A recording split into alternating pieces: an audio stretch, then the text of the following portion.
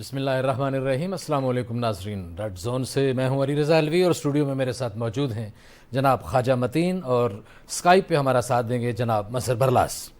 नाज़रीन, हम मुद्दतों से सुनते आए हैं कि मुल्क में मुकाबले की फ़ज़ा बढ़ गई है। नौकरी की ज़रूरत हो या मौजूदा डिग्री से अगली सतह पर दाखिले की, तलबा व तालिबात को दिन रात जाग कर मेहनत करना पड़ती है, पढ़ना पड़ता है, अकेडमियों में धक्के खाना पड़ते हैं और अपना सुख सुकून और आराम त्याज करके बेहतर मुस्तकबिल का ख्वाब तब देखा जाता है। और वालिदैन अपने बच्चों की ख्वाबों की तकमील के लिए दो दो तीन तीन चार चार नौकरियां करते हैं, कर्ज उठाते हैं और उनकी जिम्मेदारियां पूरी करने की कोशिश करते हैं।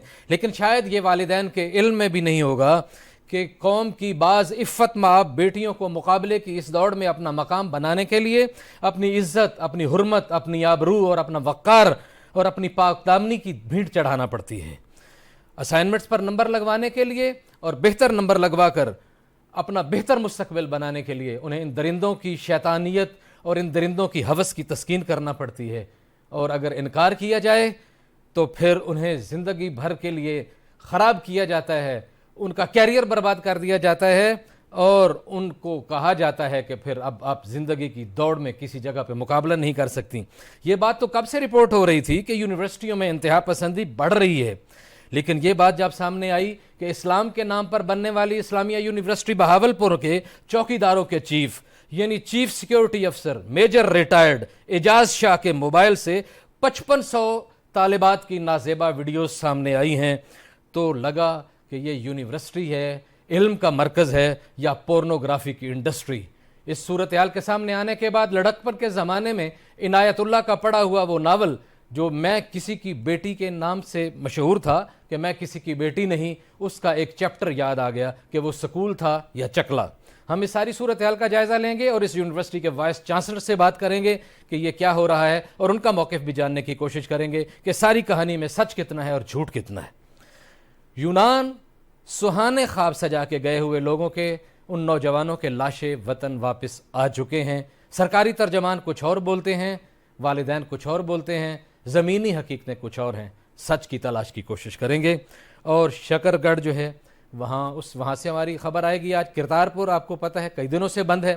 झूठों के सरदार भारत ने पानी का सैलाब का बहाना बना के करतारपुर को बंद कर दिया। तीसरे चौथे रोज़ से वो दरवाजे बंद हैं, वादा करने के बावजूद भी नहीं खोले गए। उसकी क्या सूरत हाल है उसका भी जायज़ा लेंगे।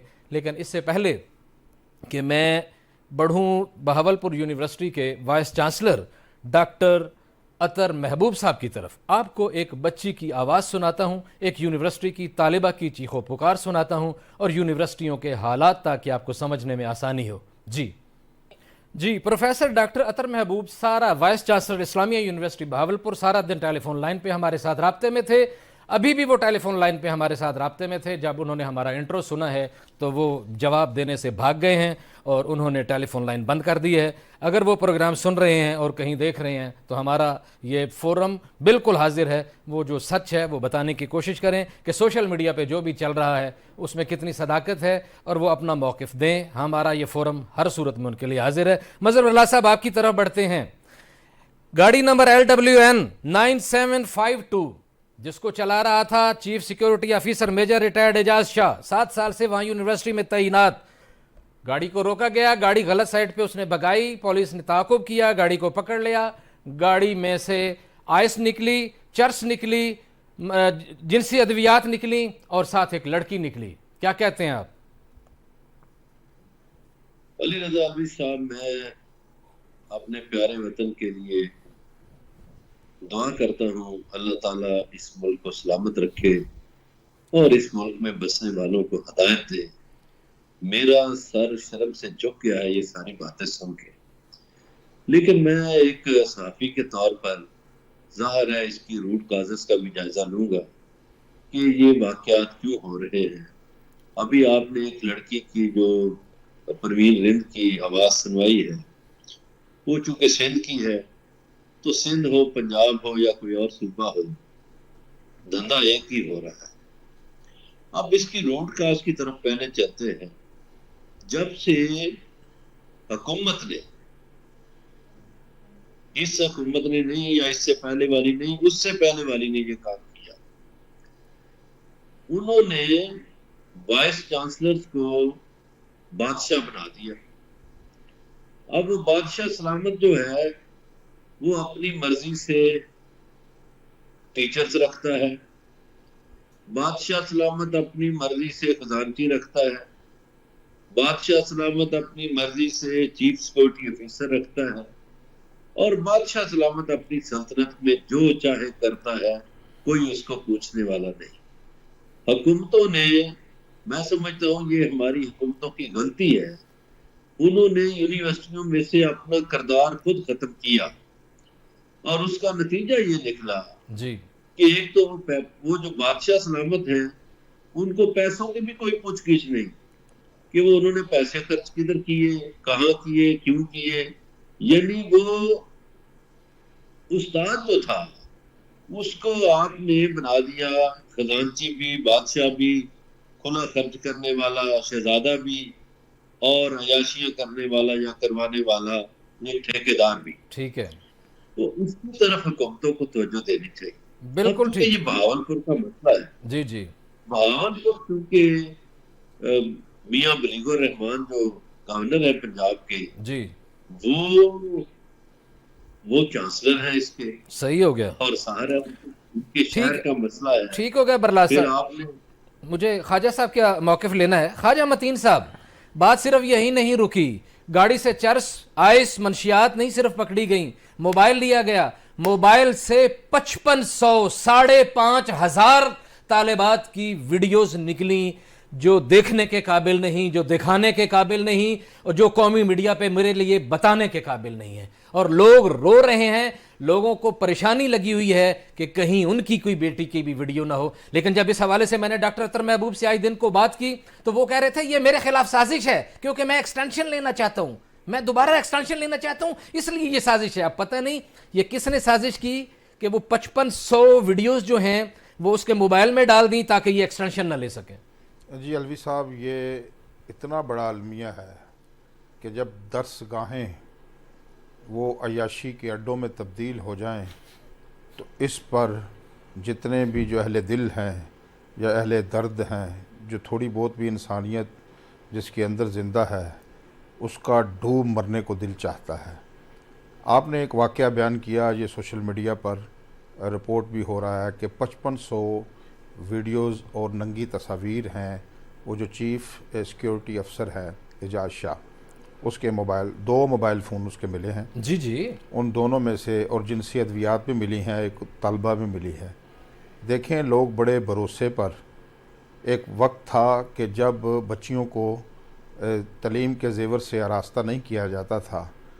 आज का दौर है कि लोग बड़े फ़ख्र से अपनी बेटियों को तालीमी दरसगाहों में भेजते हैं कि हमारी बच्चियां तालीम के ज़ेवर से आरास्ता हों।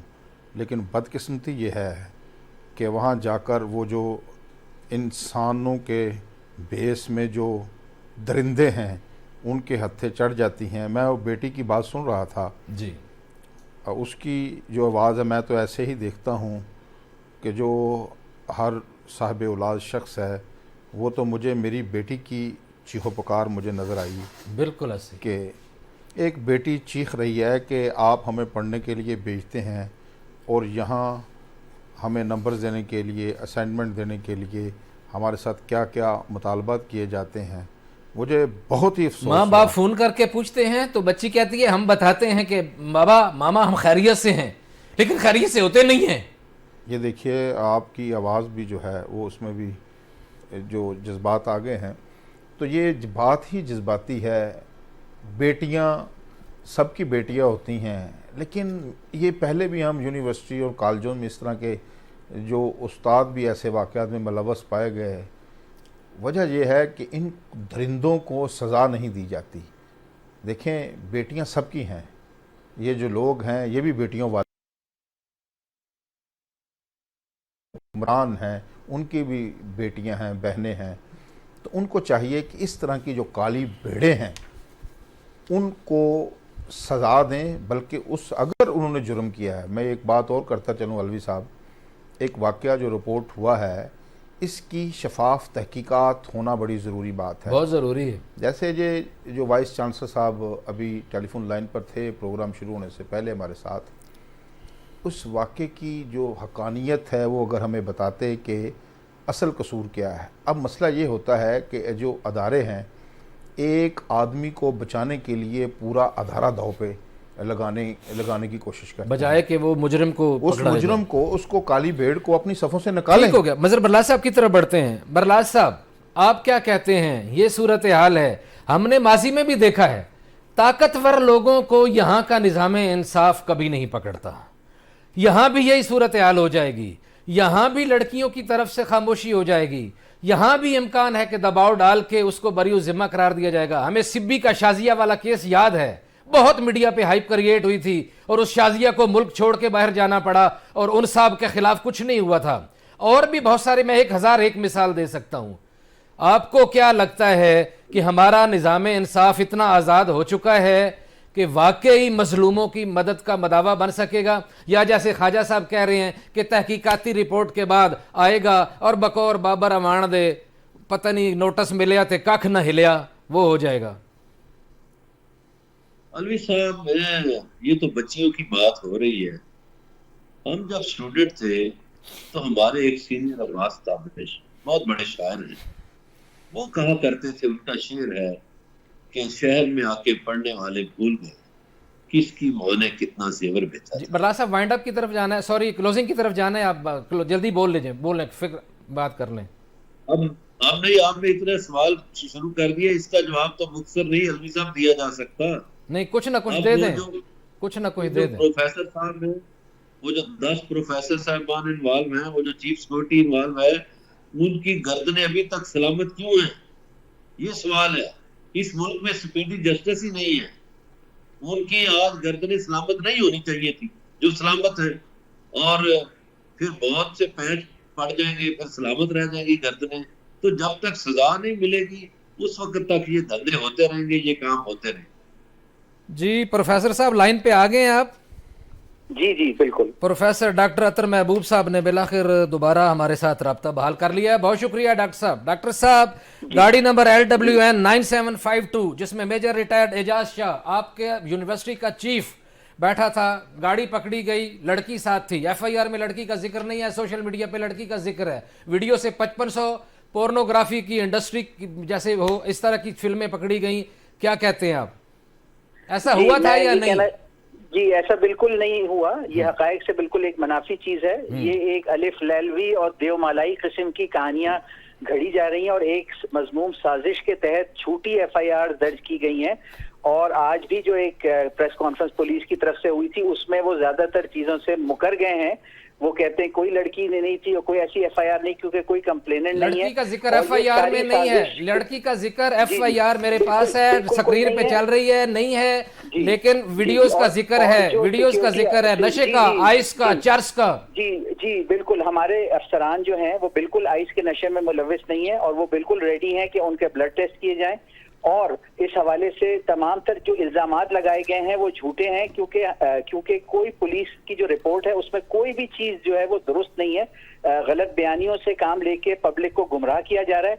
हमारे जो यूनिवर्सिटी है उसकी साख को नुकसान पहुंचाने के लिए ये एक साजिश बुनी गई है, जिसके ताने बाने सारे जो है वो गुत्थियां सुलझती जा रही हैं। और मैं इस हवाले से ये कहना चाहता हूं कि जो मेजर एजाज शाह हैं वो एक सिक्योरिटी अफसर हैं, उनके फराइज़ मनसबी में ये आता है कि यूनिवर्सिटी में जो CCTV कैमराज और दीगर सिक्योरिटी गार्ड्स ऑन साइट कोई भी एक्टिविटी देखें उसकी वीडियो बनाकर उनसे शेयर करें। तो इस हवाले से उनके फोन में जो जेन्युइन ड्यूटी से रिलेटेड वीडियो, बहुत आला, बहुत आला, बहुत आला। एक मिनट रुकिएगा, बहुत अच्छा हो गया ये आपने इस बात का इकरार किया कि उनकी वीडियोस उनके पास जो है, जो सिक्योरिटी कैमरे लगे हुए हैं उनकी वीडियोस उनमें हैं, तो हो सकता है उसमें इस तरह की भी वीडियोस हो। हमने माजी में यहाँ देखा है कि यहाँ ऐसी लड़कियों के कपड़े बदलते हुए, चेंज करते हुए, आपस में बातचीत करते हुए की वीडियोस भी हैं। कर रहे हैं आप अपने उससे मेरे उसमें अल्फाज डाल रहे हैं। जो हमारे सर्वेलेंस कैमराज हैं वो बाथरूम में नहीं लगे होते, वो पब्लिक प्लेसेस में लगे होते हैं। और यूनिवर्सिटी में वीडियोस अगर एक सिक्योरिटी ऑफिसर के पास है उसमें कोई नाजेबा और काबिल एतराज इस तरह की वीडियो नहीं है। ये सारे जो है पुलिस जो है मैं ये कहना चाहता हूँ, ये यूनिवर्सिटी की शोहरत को नुकसान पहुंचाने के लिए झूठे इल्जामात लगाए गए हैं। जो FIR है वो ये कहती है कि जी आइस का नशा करते हैं, आइस सेल करते हैं, जबकि ऐसी कोई एक्टिविटी नहीं है। यूनिवर्सिटी के अंदर एक बहुत साफ सुथरा माहौल है और बहुत स्ट्रिक्ट पॉलिसी है। जो एंटी नारकोटिक्स पॉलिसीज हैं गवर्नमेंट की और हायर एजुकेशन की, उनको बहुत शदीद तरीके से इन्फोर्स किया जाता है। कौन लोग हैं ये, कौन लोग हैं जो आपकी शोहरत खराब कर रहे हैं आपकी यूनिवर्सिटी की? 65,000 बच्चे जिस इदारे के अंदर ऑन कैंपस पढ़ते हों, जिनमें 28,000 लड़कियां हों, जिस इदारे में आज से 4 साल पहले 13,000 स्टूडेंट थे, आज वहाँ 65,000 स्टूडेंट हैं जिसमें 28,000 लड़कियां हैं। अगर हमारे माहौल में कोई खराबी होती तो ये बच्चियां बिल्कुल नहीं आती। एक हमारे तमाम स्टूडेंट से आप मालूम कर सकते हैं, एक ऐसा माहौल है जो तालीम डॉक्टर साहब वहाँ एहतजाज होते रहे हैं, एहतजाज की वीडियोस मौजूद हैं, बहुत ज्यादा मसले मसाइल होते रहे हैं। पाकिस्तान के स्टूडेंट्स ने एहतजाज किए हैं। आप कह रहे हैं, आपने मुझे दिन को बताया था कि आपके खिलाफ साजिश हो रही है क्योंकि आप एक्सटेंशन ले रहे हैं, तो आपका क्या ख्याल है कि आपकी एक्सटेंशन रोकने के लिए किसी ने उसकी गाड़ी में आइस भी रख दी, चर्च भी रख दी और उसके मोबाइल में 5500 वीडियोस भी डाल दी? उनके मोबाइल से 5500 वीडियोस नहीं मिली। ये बिल्कुल सरीहन आपने गलत बयानी की है। ये इसकी कोई हकीकत नहीं है, ना ही पुलिस ने ऐसा कोई दावा किया है। सोशल मीडिया पे यही चल रहा है। वीडियोस हैं, ये एक मन खड़त अलिफ लैलवी और देवमालाई बातें आप कर रहे हैं जिनका हकीकत से कोई ताल्लुक नहीं है। सोशल मीडिया पे यही चल रहा है, इसीलिए तो आपको बुलाया है कि अगर कोई भी गलत, इसीलिए आपको बुलाया है कि आप अपनी असल बात बता दें कि असल बात क्या है। यानी आपके ख्याल में गाड़ी कहीं जा ही नहीं रही थी, उस गाड़ी में वो थे ही नहीं, गाड़ी को पुलिस ने रोका ही नहीं, गाड़ी रॉन्ग साइड पे चली नहीं, ऐसा कुछ हुआ ही नहीं? जी जी जी, गाड़ी उस रूट पे नहीं थी जो FIR में लिखा हुआ है। ये किसी और रूट पे थी? जी किसी और रूट पे थी। और वो जो रिकॉर्ड होता है मोबाइल फोन टावर्स का, उससे ये सारी बातें जो रिपोर्ट में लिखी गई हैं वो सारी गलत साबित हो जाएंगी। और मैं ये कहना चाहता हूं कि इस मुल्क में मल्टीपल एजेंसीज हैं और हमने IG पुलिस पंजाब को भी कंप्लेन की थी और पुलिस की भी एक्स्ट्रा टीम्स आएंगी जो इस पूरे वाकये की तफ्तीश कर रही हैं, बल्कि अभी से शुरू कर दी उन्होंने। और दीगर एजेंसीज भी इस मामले को बहुत क्लोजली इन्वेस्टिगेट करेंगी और दूध का दूध और पानी का पानी हो जाएगा। बहुत शुक्रिया डॉक्टर साहब। हमारी एक बात प्रोफेसर साहब जी, हमारे ख्वाजा साहब हैं, ख्वाजा मतीन साहब आपसे पूछना चाहते हैं कुछ। प्रोफेसर साहब, जब ये इल्ज़ाम लगा, ये FIR दर्ज हुई, पुलिस को कोई ज़ाती अनात तो नहीं हो सकता? आपने भी अपने तौर पर यूनिवर्सिटी में कोई तहकीकाती कमीशन बनाया, कोई कमेटी बनाई इस वाक़े पे? जी बिल्कुल हमने बनाई, बल्कि हमारे पास इस वक्त एक्चुअली 3 कमेटीज हैं। 2 यूनिवर्सिटी के अंदर की कमेटीज हैं जो 2 अलग अलग FIRs हैं उसको प्रोब कर रही हैं, और एक कमेटी हमने जो साउथ पंजाब में हायर एजुकेशन डिपार्टमेंट है उसके साथ मिलकर बनाई है, इसलिए कि हम मुकम्मल तौर पर चाहते हैं कि इसकी तफ्तीश और तहकीक हो। और हमारी अब तक की जो मालूमात हैं और जो हमें हकायक हमारे सामने आए हैं, ये एक यूनिवर्सिटी की शोहरत को नुकसान पहुंचाने के लिए एक मुनज़्ज़म साजिश की गई है और सोशल मीडिया पे झूठ फैलाया गया है। और ये वक्त के साथ सारी चीजें पता चलती जा रही हैं कि बिल्कुल गलत बयानी है और सिर्फ इसका एक ही मकसद है। अच्छा प्रोफेसर साहब, दूसरा आपने बात की कि वो सिक्योरिटी कैमरे भी उनके अंडर आते हैं, जो चीफ सिक्योरिटी ऑफिसर हैं आपके, तो वो तो कैमरों में वीडियोस होती हैं, मोबाइल फ़ोन में वीडियो का कोई तुक नहीं बनता, इसके बारे में क्या कहना चाहिए? पहली बात मैंने आपसे कही कि नाजेबा वीडियोस नहीं है, ठीक है, जो CCTV कैमरा से होती हैं मुख्तलिफ। लेकिन वो उसका मोबाइल फोन में क्या काम है उन वीडियोस का जो सिक्योरिटी की पर्पस की? जी जी बिल्कुल बिल्कुल। और बहुत दफा, और सुनिए, बहुत दफा चीफ सिक्योरिटी ऑफिसर का डायरेक्टली स्टूडेंट से वास्ता नहीं होता। चीफ सिक्योरिटी ऑफिसर, हमारी यूनिवर्सिटी एक बड़ी यूनिवर्सिटी है, 7 कैंपसेस हैं, भावलपुर में 3 कैंपस हैं, 700 सिक्योरिटी एहलकार इनके अंडर काम करते हैं। दिन में 60,000 स्टूडेंट्स कैंपस पे आते हैं, 6,000 एम्प्लॉइज आते हैं। सही हो गया डॉक्टर सिक्योरिटी। डॉक्टर साहब आखिरी जुमला, मुझे ब्रेक पे जाना है, सिर्फ एक जुमला, आपके यूनिवर्सिटी के खिलाफ आखिर लोगों को क्या मजबूरी पड़ गई कि इस लेवल पे वो मुहिम चला रहे हैं? कौन लोग हैं, आपको पता होगा, कोई निशानदेही कर रहे हैं? इसमें दो तरह के अनासिर हैं। एक अनासिर जो इस्लामिया यूनिवर्सिटी की तरक्की से कि वो मिडिल क्लास और लोअर इनकम फैमिलीज को 65,000 स्टूडेंट्स को तालीम के मौके दे रही है, जिससे कुछ लोग शायद थ्रेटन फील करते हैं, वो है। और दूसरे लोग हैं जो इतनी तरक्की करती हुई यूनिवर्सिटी हासिद के तौर पे कि वो ठीक हो गया जी। बहुत शुक्रिया, बहुत शुक्रिया, बड़ी मेहरबानी, आपने हमारे लिए वक्त निकाला। नाजरीन, आप बातचीत सुन रहे थे, दोनों तरफ की बात है, एक वालिदैन का दुख था, एक यूनिवर्सिटी की इंतजामिया का मौकिफ है। फैसला आप कर लीजिएगा, सच क्या है, झूठ क्या है, और तहकीकात की जो रिपोर्ट आती है वो आपको पता ही है। हमारे साथ रहिएगा, मिलते हैं ब्रेक के बाद। वेलकम बैक नाज़रीन। सुहाने ख्वाब सजा के मुल्क से यूनान जाने वाले नौजवानों के लाशें वापस पहुंच गए हैं। वालिदैन पे क्या गुजरी होगी, बहन भाइयों पे क्या गुजरी होगी, ये एक अलग मौजू है, लेकिन सरकारी तर्जमान तो कहते हैं कि यहाँ सब कुछ ठीक है। आप टीवियों पे बैठ के झूठ बोलते हैं, टीवी के लोग और टीवी के जो काम करने वाले हैं, हमें स्टूडियोज़ में बैठ के बातें करना आसान होता है, बाकी दुनिया बहुत अच्छी है, सब अच्छा हो रहा है।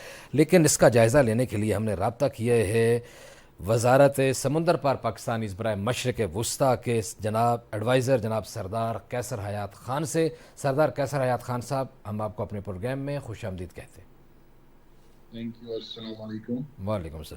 सरदार साहब, एक तो आज दुखी हैं हम, पाकिस्तान में कुछ नौजवानों के लाशें आ गए हैं वापस जो बड़े अच्छे ख्वाब सजा के गए थे, लेकिन दूसरी तरफ हम ये भी देख रहे हैं कि हुकूमत पाकिस्तान और समुंदर पार पाकिस्तानी की जो वजारत है साजिद तूरी साहब की सरबराही में बहुत सारे नए अच्छे अच्छे मुआहदे भी कर रही है और लोगों को बैरून मुल्क भी भिजवा रही है।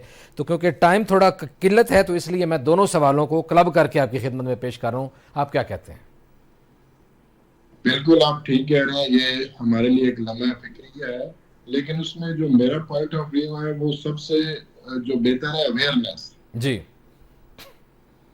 सही है, लोगों में अवेयरनेस फैलाई जाए कि आप लोगों को ये ऑप्शन बिल्कुल अपने माइंड से निकाल देना चाहिए।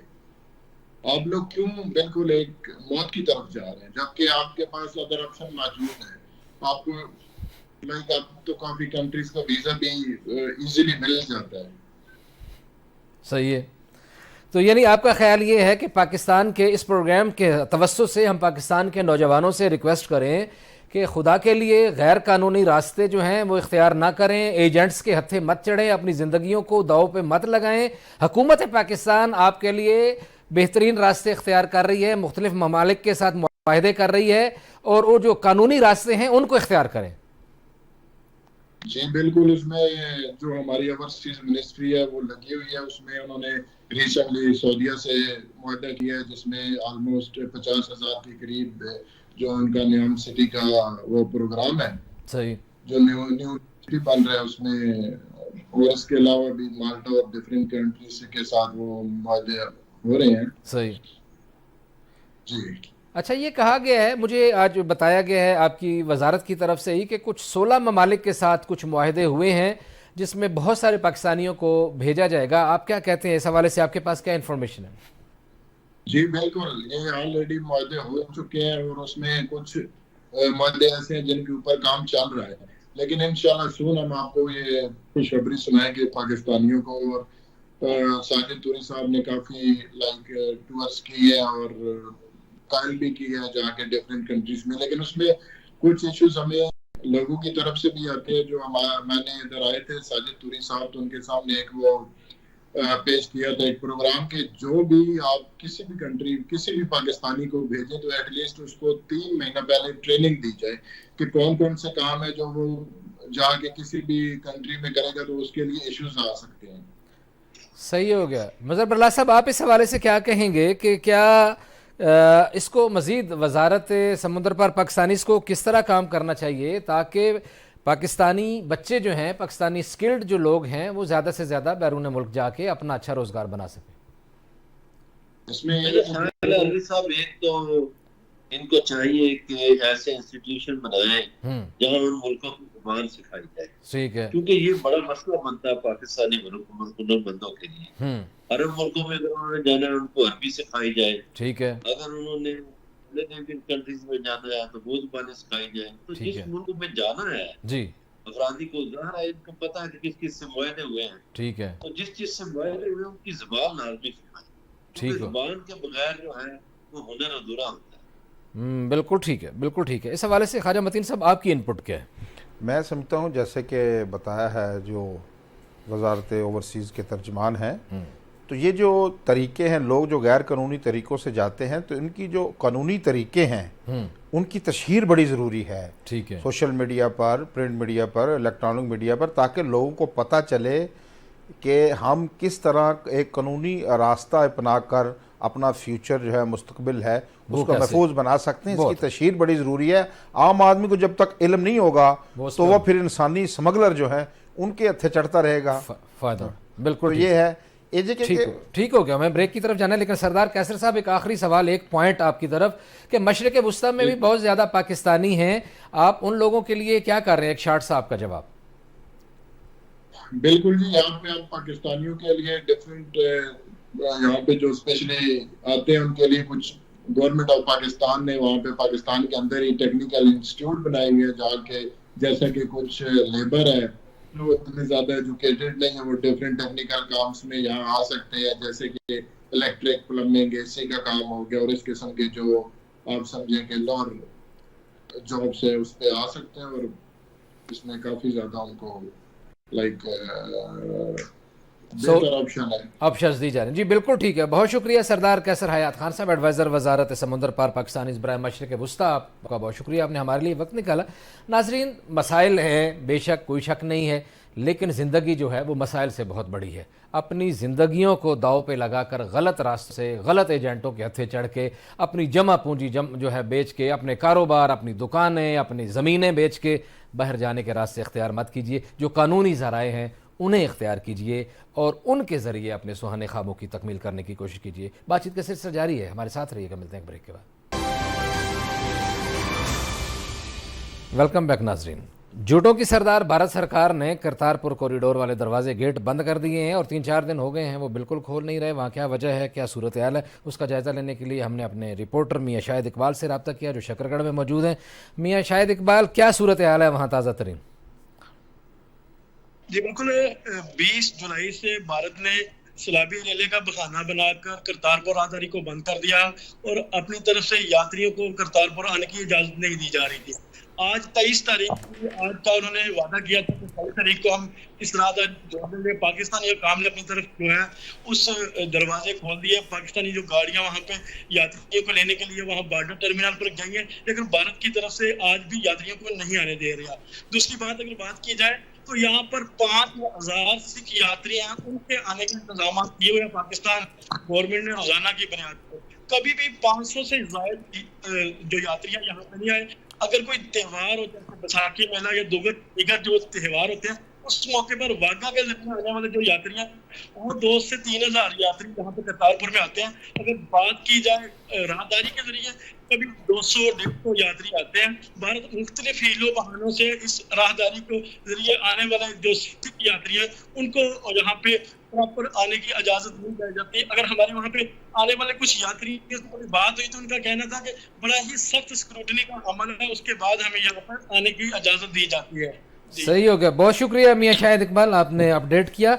मजहर बरलास साहब, आप क्या कहते हैं, भारत सरकार इतनी डरी हुई क्यों है कि अपनी इबादत के लिए आने वाले लोगों को जो बाबा जी गुरु नानक सरकार की जगह पे आना चाह रहे हैं उनको आने नहीं दे रही? बड़ी छाननी से उनको छानते हैं और बड़ी इंक्वायरियां करते हैं और फिर कहीं जाके उनको 2-2, 3-3, 4-4 माह बाद कहीं देते हैं इजाजत।